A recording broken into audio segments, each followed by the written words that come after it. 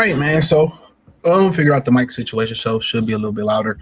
Apparently we have some Detroit Lions talk. So a lot of y'all obsessed with the salary cap. You know, if they spend money, oh, they can't spend money, then they won't have money for this. And if they don't spend money, they being cheap.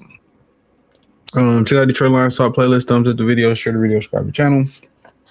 That's why I find it fun. You can't never please people. Oh, they shouldn't pay Kirby this. Why would you pay a safety that? This, you just hear these wild I'm gonna say these wild opinions. You can never please the fans, okay? We all know that. But a lot of people say, well, if they spend this, they won't have money for the draft. And that just lets you know, especially if these dudes are gamers, let you know how bad Madness fell off.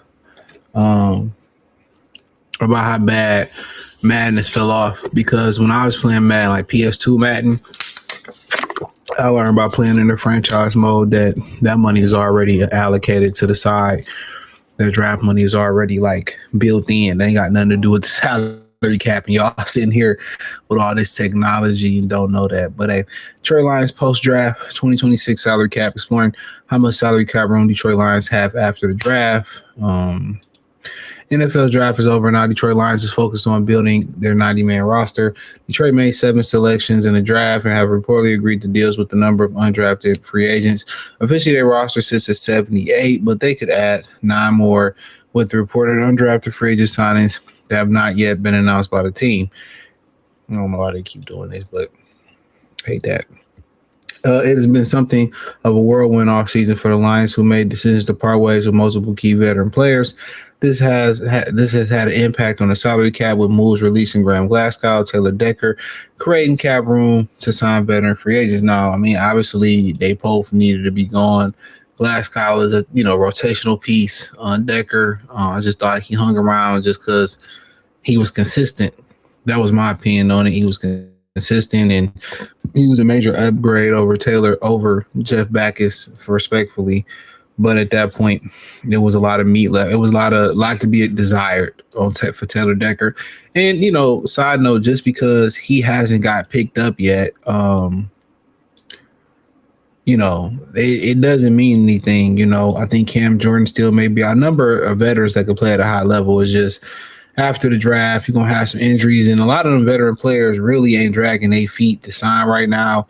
They really be wanting training camp to start and not having to go to training camp. And, they don't want to be away from their family. So they really just, honestly, they really just be chilling. So it ain't really a bombard or a rush. But obviously, if you're a veteran on the market this long, you ain't going to get top dollar, right?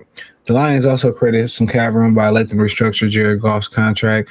Originally, it's slated to have a cap hit around $60 million. Goff number was lowered through the restructure process to afford the team more cap space. The Lions ranked 14th in the league in available cap space according to Over the Cap, with $22,582,868 million. The amount does not totally reflect what the Lions stand, as is changed their draft picks begin to sign, and raw numbers when the real numbers come out. Based on estimates, the Lions draft pick will have rookie contracts ranging from $21.87 million in total to $4.41 million. First round pick, Blake Miller is expected to make just under $4 million his first season, according to Sports Track. In all, Sports Track estimates indicates that around 11.1 million will be added through the Lions book to account for the first years of the draft class. So most of that money is already they already allocate and set that money to the side. They already figured that in. As far as dead cap goes, the Lions added some to that tally with their moves this offseason, releasing Decker $9.44 million, while trading running back David Montgomery to create $4.86 plus million in dead money. Detroit also added dead charges with their losses to Graham Glasgow, $2.87, DJ Reader, $3.7 million in total.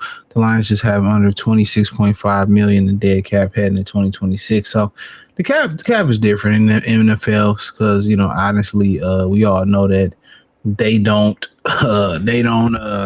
have guaranteed contracts, and it's super duper different. So yeah, we all know that, man. Super duper different compared to the NBA, where the contracts, mostly are guaranteed. You have some situations where it isn't fully guaranteed, and we all know that. But in reality, they're in a good position, to make more moves. They're in a good position. I can't even get mad at it. They're in a good position. I like the roster. I like what they did in the free agency. The more thought I gave about it, like what they did in the draft. I don't know much about the draft, but hearing about the players that they drafted, I think that would be. I like what I heard. And sometimes, this is why you can't have a fixed draft philosophy or BPA or need. It's just basically, it's basically on a year by year basis. Respectfully, that's just what it is. You know, but some people rumors that I talked about this already, that they may move up in picks. They might move up the draft till they was trying to get to 12 or 13, which, had they lost to Chicago, they would have had that pick, which to me, you just want that mental edge over Chicago and Ben Johnson. Respectfully, I know a lot of people just, oh, we should have lost. Man, you don't, pay guys millions and millions of dollars. You don't set a culture where we going to lay down for draft picks, or we going to rest guys for draft picks. You do all that and you pick a bum. You know what I'm saying? You pick somebody that got injured. You play to win the game. You know what I'm saying? You play to win the game, man. It's hard to tell 52 men plus 8 more that, oh, man. Wow. Fuck. I'm sorry. The B. Taylor just sent me that Jason Tatum is out game 7 tonight against Philadelphia. Wow. That's wild. But hey, man, it is what it is, man. I know we ain't talking about that on this video, but that kind of took me by shot. But yeah, man, I like what they done with the roster, respect for really, man. So you get no complaints from me. I like what they did. I've been talking about. Brad. Brad been doing this fucking thing regardless. Y'all, people just picky. It's always gonna have flaws. Whoever you tend to date, whoever you tend to marry, whoever tend to be your friend, whoever your parents are, things you can't control, brother. People gonna have flaws, and the sooner you accept that, and if those flaws, let me just give y'all a little life lesson. If those flaws is something that you can't put up with or you can't live with, guess what? Get away from them. Or something that you only can tolerate at a certain time. Hey, keep people at arm's length away. Keep people at however you want to keep them. It is what it is. It don't mean I don't love you. Don't mean I don't care for you. But, some people you just naturally bump heads with. So you just got to keep away from that. But hey, appreciate y'all. Thumbs up the video. Share the video. Subscribe to the channel. The subscribe button is the bell icon button. Hit all notification. Increase your chance of notification. Scotty Troy Lines Talk playlist. More videos like this. Peace.